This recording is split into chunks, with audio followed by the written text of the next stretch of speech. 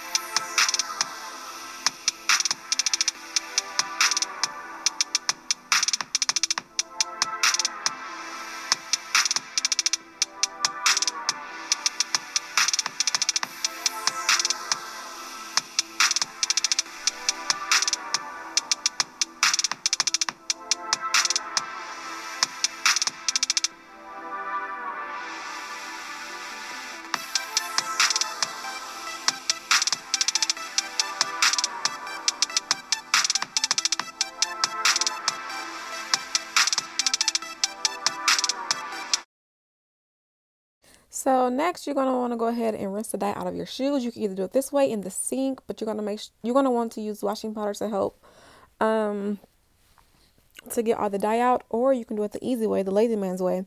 And that's by throwing it in the washing machine, which I highly recommend because it works 10 times better and faster, and it's more efficient at getting the dye out than just by washing it by hand, because dye is also going to be on the inside of your shoe too. So I highly recommend taking the soles out too if you can do that. But in order for your shoes to dry, I recommend sitting them out in the natural air, the natural sunlight. It helps to dry them 10 times faster.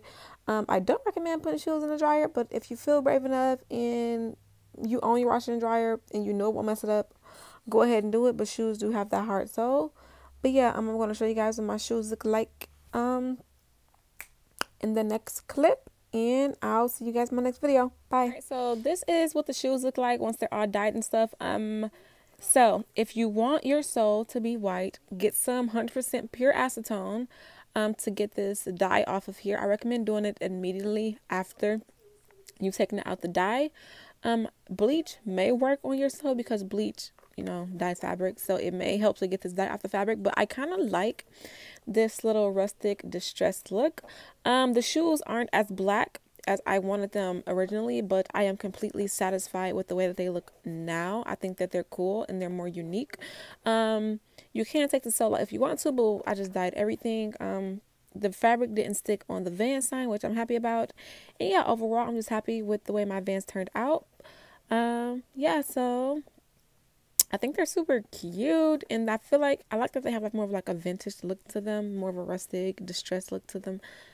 Rustic, I don't know, but we just gonna stick with it. But yeah, this is how they turned out, and this literally cost me only under $4 because the dye is like $2.87. I got the dye at Walmart. So yeah, if you have some old white shoes, some old white Vans that you want to make look cute, then I highly recommend buying these.